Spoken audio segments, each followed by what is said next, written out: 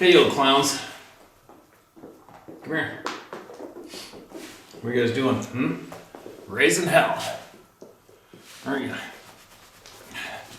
These things are frickin' characters, I'll tell you what. I didn't realize goats were such a... They're very, very intelligent, very inquisitive. But it's really weird how they look and they think. You know, they are considered, in the natural word, a prey animal, right? Usually prey animals are pretty black and white, cut and dry. They just eat, look, run, be nervous. These guys sit there and stare at you and think about things and bug you and need to be with you and follow you around and basically terrorize you. Quick mention on my friend Michelle and children. She is so appreciative, it's ridiculous. I was talking to her just a minute ago. I guess she had to go to the hospital for some possible complications with her heart with the first surgery, but she's back out of there. And I think she'll be going to another hospital for some more stages in the treatment. And a lot of people have emailed me recipes to battle cancer, and believe me, I forward them all off. All right, you guys? If I go to replying to emails, just isn't enough time in a lifetime to reply to all the emails. It's just not going to happen. But the appreciation of the kindness is pouring out from this group of people and more is so appreciated. The kindness is absolutely overwhelming.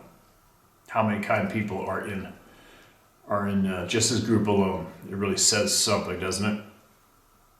And anyway, I could go on a tangent with that for a while. I'll try to bite my lip for a little bit. This is the last day of the year, 2021.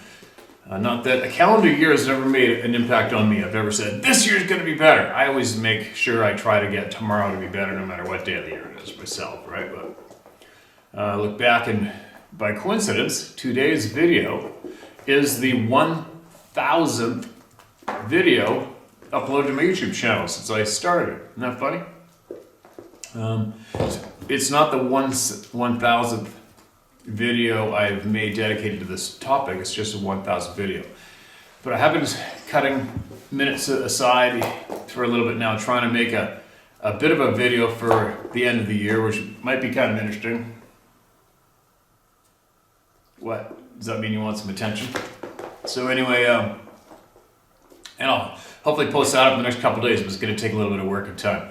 And I'm trying to multitask about 6 different things right now. Yeah, the YouTube channel, 1,000 uploads.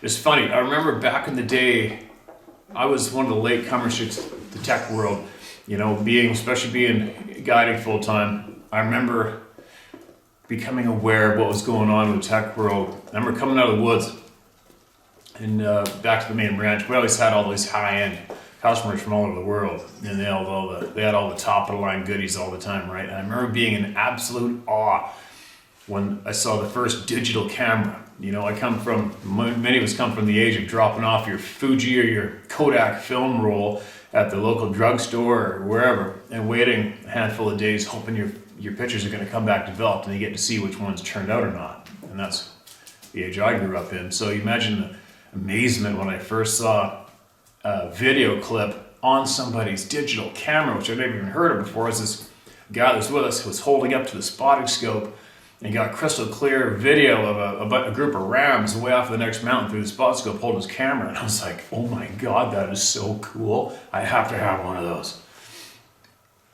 Because I was videotaping back then, but I was using the high 8 tapes and all that old age stuff. I'll never forget that. And then I'll never forget once I got caught onto YouTube. I never forgot YouTube. And I remember I just got caught up in I've always loved old cars, the classic hot rod cars. And I remember seeing people putting videotapes up of their old Camaros and the exhaust and listening to those big blocks rumble. I remember thinking, oh my God, this is so freaking cool. I could have watched I watched those hot rod videos for probably a few hours on end that day. And I remember at that time saying to myself, one day I'm going to have my old car and I'm going to post that sucker up for everybody to appreciate too. And I did it. I worked my ass off as usual, and I did it, and I got that car. And I believe it was one of my first videos I ever posted up was me proudly showing off my old 68 Camaro with the exhaust and the big block idling away for all my fellow car enthusiasts to appreciate it well. And that was the beginning of my YouTube channel. And then I didn't even know how to edit then. I just put up the odd clips from hunting and guiding and stuff, and then it expanded from there. But my true passion in life has always been the outdoors, obviously, but I've always loved to film. Always.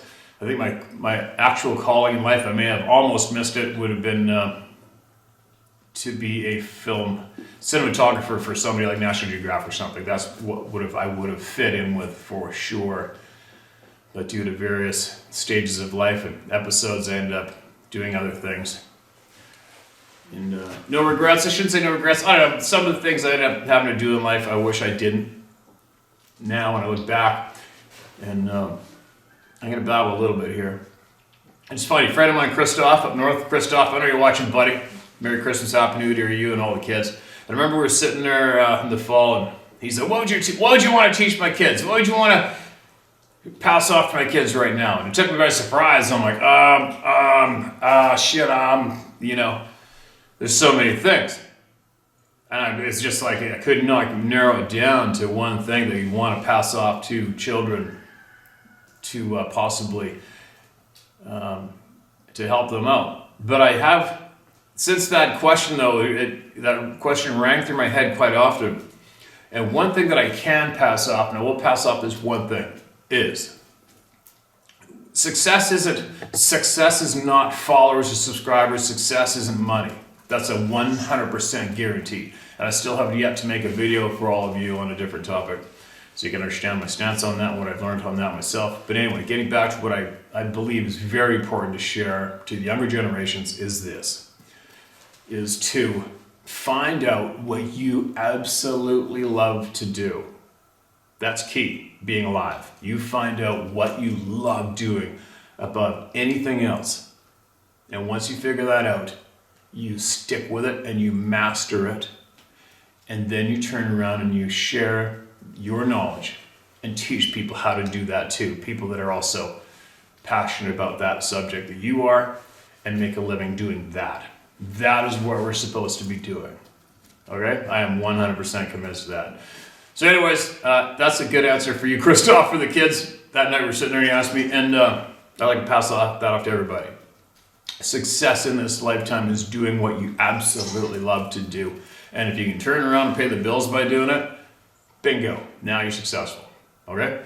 Success isn't a number. It's definitely, success is not a number. I will share with all you eventually the people that I have met and spent time with. I have that crate of photographs here now. They were in the storage before we moved. And I got them now because a lot of stories I have are fairly unbelievable without the pictures. So the people I've met, the places I've been, the things I've done are a little abnormal. And not your average person has done that. And the only reason I can say I've done all those things is probably because, well, everybody was, "Don't you hit that camera. Don't you hit that camera. Get your paw on the ground." Yeah. And while most of the people I grew up with started doing the typical thing, getting careers, getting married, getting a mortgage, getting a house, pick a fence, the camper, the boat, the 2-week holiday, and I threw all my stuff in storage, and I went guiding. I went up to the middle of nowhere for 3 months at a time, and I met people from all over the world, and I got invites, and I took up those people on those invites, and I disappear for the winter time, 6-7 months of the year, just going on tour of the planet, doing crazy shit, meeting crazy ass people. I have a lot of stories from that time, and but I learned a lot. I learned a lot by spending a lot of time with people who had more money than you could ever imagine, celebrities, and I was invited into their homes, and I observed. I watched how they lived, how close they were with their family members, how close they were with their friends, and the quality of life they had. And sadly, on average, the people with all this money were absolutely miserable. Okay? And we're talking people that had everything you could ever dream of having, and had probably the largest number in their bank account that you could ever dream of, and they were absolutely miserable. So I learned at a young age that it's not about that. All right, and that's also at the same time too when I've never had respect for celebrity status or celebrities just because that's what they claim to be or they are. Never had it. and I'll explain more of that in another video later on.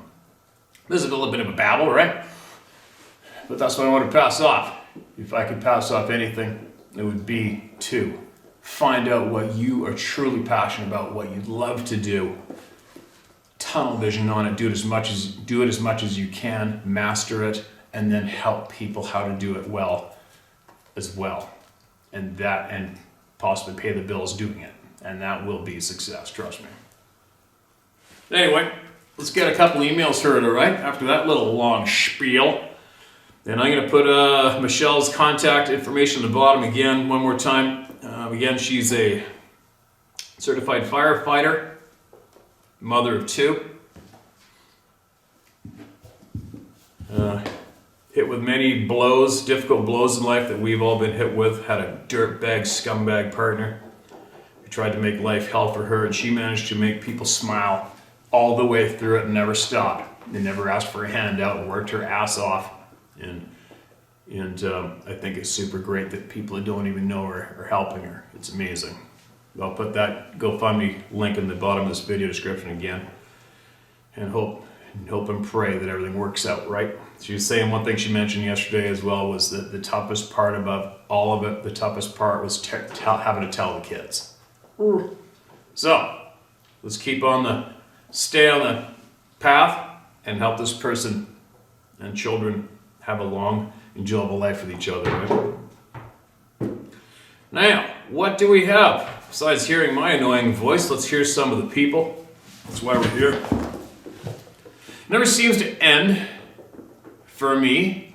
Inupiaq and Military Brat, email number 2.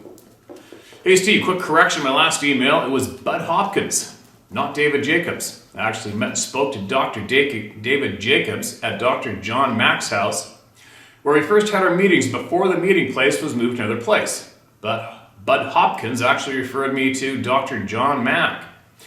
We were all abductees, which we later changed to experiencers.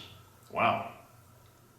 I'll elaborate more on my experience with Sasquatch/Saturday. First, because those that have been brave enough to share their experiences have helped to put my puzzle pieces together.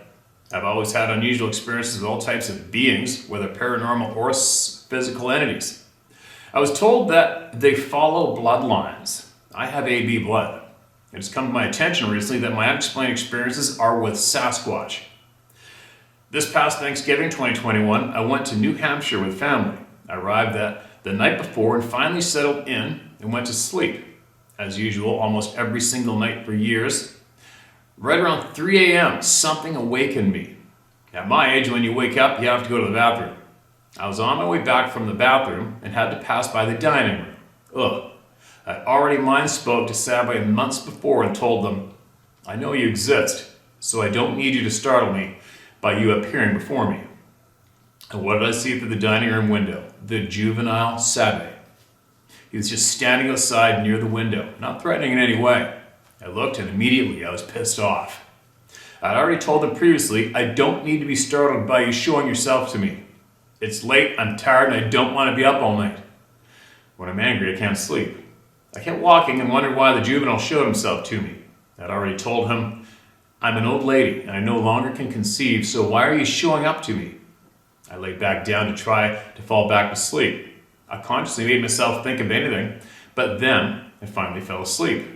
In the morning, one of the resident teenagers woke up very late and I said, you must have needed the extra sleep. He stated no. Something woke him up just before 3 a.m. and he tossed and turned all night long. The next morning I awoke to hear another one of the other teenagers talking to parents about a video about Sasquatch. I figured it was my opening and told the parents what I had seen outside the window. Stunned was the best description of the parents. Neither said a word. Later I borrowed a tape measure and guessed the Sasquatch outside the window to be between 7 and 8 feet. I know it's the same juvenile I keep feeling and communicating with in Vermont on the border of Canada. I don't know how I know that, but I just knew it was the same one. Lots more shares for the future. Thank you, World Warrior Spring. All right, thank you, Spring. Appreciate that. I'm trying to jog my memory on the email you sent before, but I've read so many. I'm going to search your name when I get back in and kick myself in the brain and see what you shared in the previous. But thank you very much for that email share. There's no subject. My name is John. I'm 33 years old from New Orleans, Louisiana. I've experienced strange to others things since I was old enough to remember. Just another fishing trip on my pawpaw's houseboat. Me, my pawpaw, my dad, my uncle, and my cousin. We took it out almost every weekend during the school year and up to a week during the summer. It was out of Head of Island. It was out of Head of Island, Louisiana. We would drive miles out into the middle of the swamp off the Blind River to the mouth of a tucked away bayou. My pawpaw called it Alligator Bayou because at night when you shine a light at the end, all you can see is yellow eyes littering the water.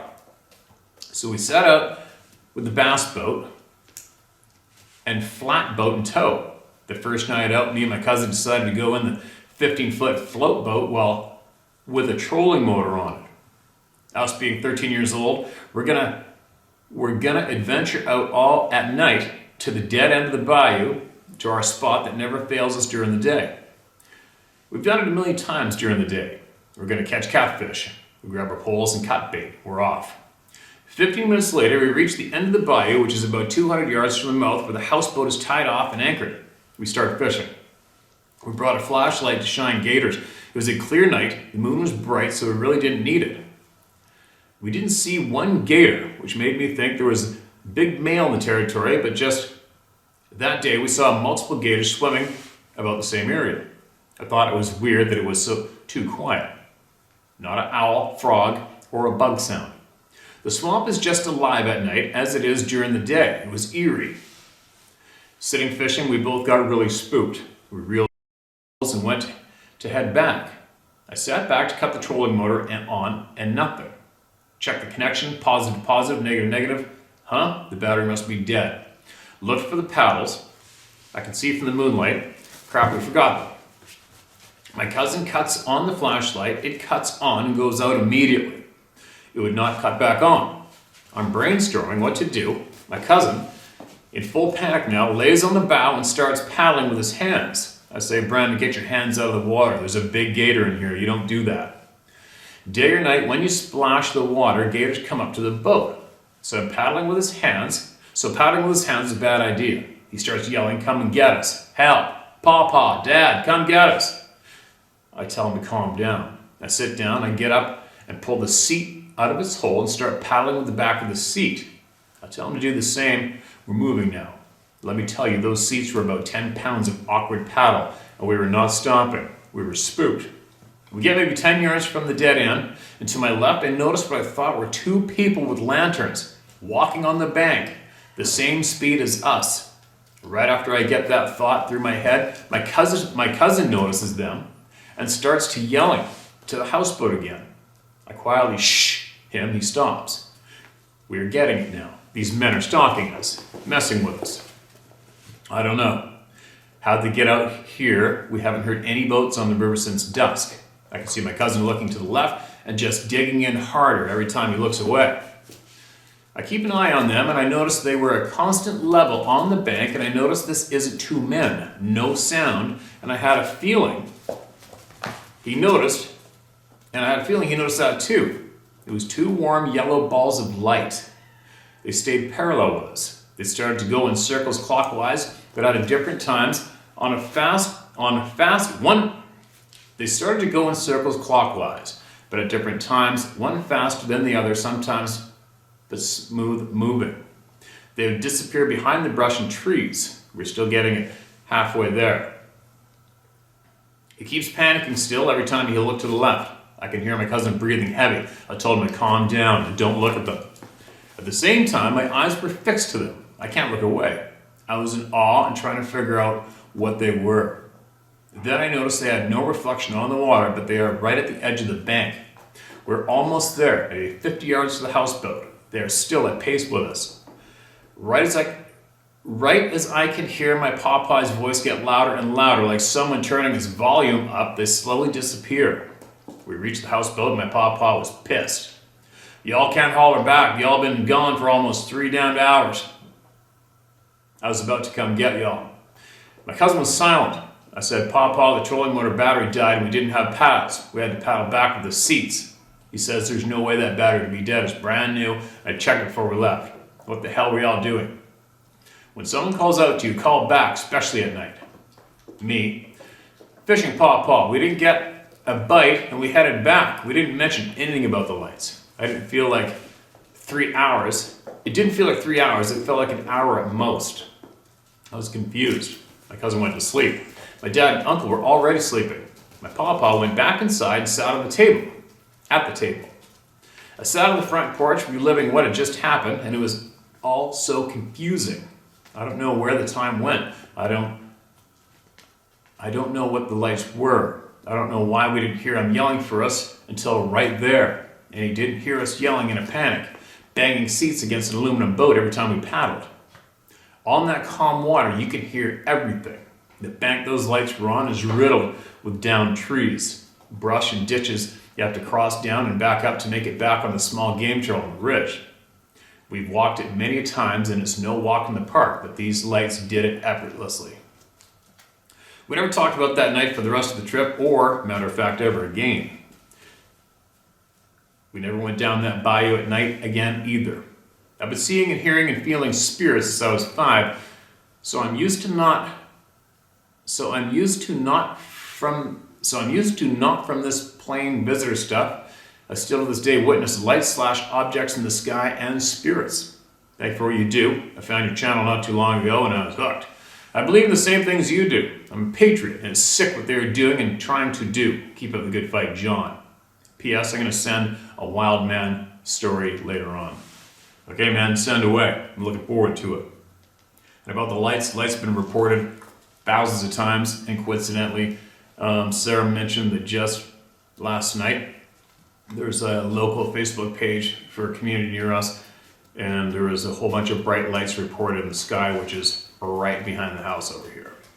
We're in bed, obviously, but it's reported nonstop. It's seen nonstop, right? It's usually in the same places. In the Pemberton Valley, where I was living previous, where there's shit piles of sightings, there has been bright lights being seen in that valley nonstop as well.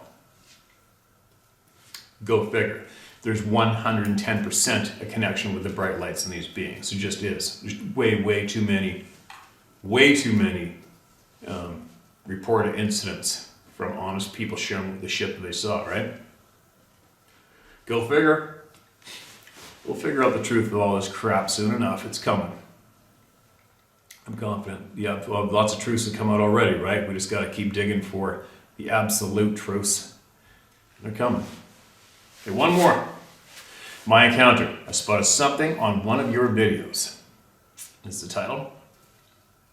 Hi, Steve. I spotted something at the 135 mark. Video down below. Look to the left in the middle of the screen. Something forms and moves down in front of your camera. Our world has many things, good and evil. I've witnessed many things. Excuse me, and I will share at a later date. All right. My encounter. My name is Kelly, and I live in Oklahoma, northeast lake area. We bought 5 acres a year ago. The land was never cleared, so we've been cutting trees, hundreds of saplings. You couldn't really walk through it. We live in a fifth wheel while prepping our land for us to build our home. You may share my info. I'm a researcher, and I'm up at all hours. It was about 3 a.m. when I started to hear something shuffle. The only light was from my computer. I had my window open, blinds down except for mine, and it was quiet out. No frogs, tree frogs, no owls, not the norm. I heard something very familiar. Someone walked into our truck hitch. I went still. Should I get my gun? Wake my husband? Maybe it's an animal. All things that run through our heads. I stayed still and leaned closer to my window. Someone was walking towards me. The foot sound wasn't of a boot or a tennis shoe. It sounded like they were wearing moccasins. I know the sound very well. I've worn them most of my life. It was very heavy footsteps. I started to question if it was a person, a bear maybe. It took a few more steps till it was right behind me. I turned to look out the window, waiting for it to walk past. I waited, frozen. I was holding my breath, and then another step. I pressed my face against the screen, waited and waited till my neck hurt. Not another sound. Nothing.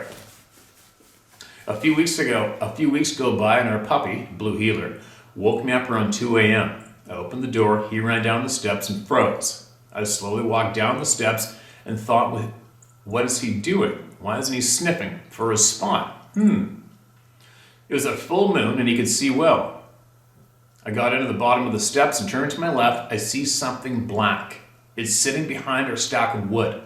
I focused and it was hunched over, moving. Its shoulders were huge, no neck, and hairy. Is that a bear? Then it shifted and I could see a long arm reach for something. What? That's not a bear. I looked down at the puppy and he still hadn't moved. I looked up and it was moving back and forth, still looking down. I backed up the stairs and when I opened up the door, that poor puppy ran in. I was freaking out. I woke my husband, Jay, and he said it was probably a bear. I said, no way. The next day I had him stand in the spot. He's 6'2", 190. He looked tiny. It was 3 times wider and I could see his back while sitting down. I had Jay sit there. I could only see the top of his head. We stack our wood in between 2 trees and it's about 4 feet high. I've heard other things that I can't explain. My puppy, 7 months old, is very aware and I pay attention. What a blessing you and the truthers are. We need more of it. All the corruption in this world being exposed to whomever wants to see it or has researched for themselves, the lies being put on the world. The lack of common sense is shocking. Blessings. You can share this if you like.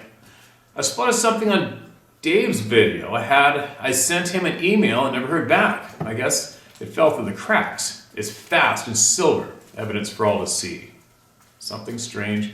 26:11, 26:12 minutes. All right. Jay, thank you so much for that email.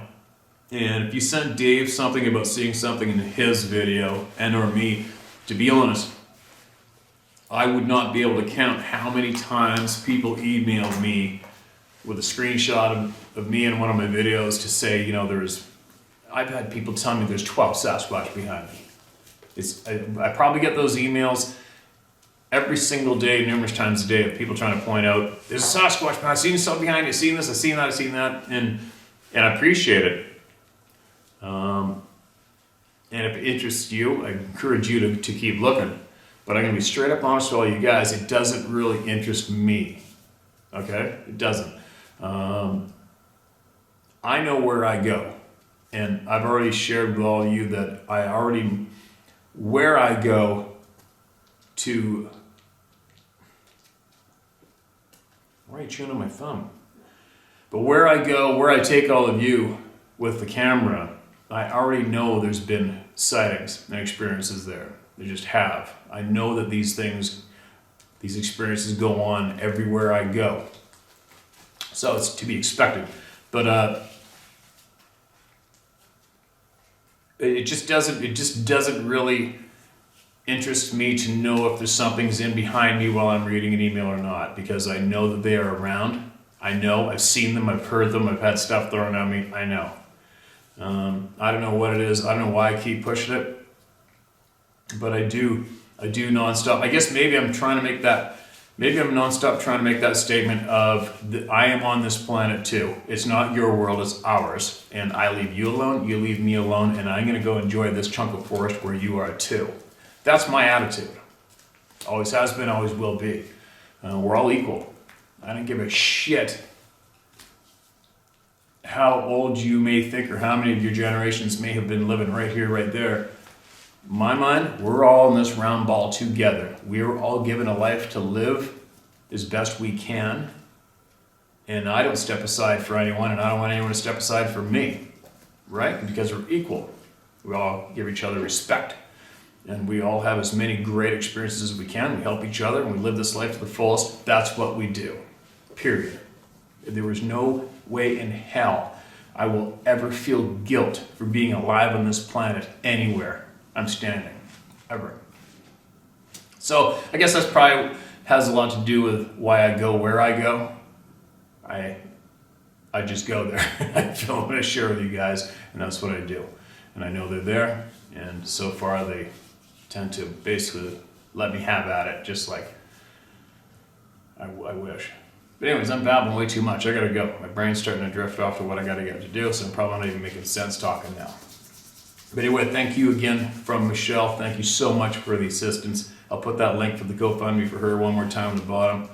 I think she said her work insurance, then she finally buys her own brand new vehicle a few months back. First time ever. And I guess I understand her insurance, or work insurance pays for her vehicle payment and a couple of bills, and that's it. So, and she's got 2 teenagers. So every single penny that you guys have sent her way counts huge. It's so appreciated and it's helping her much. And let's just hope and pray that she comes through in the end after all of these procedures and gets to watch her kids grow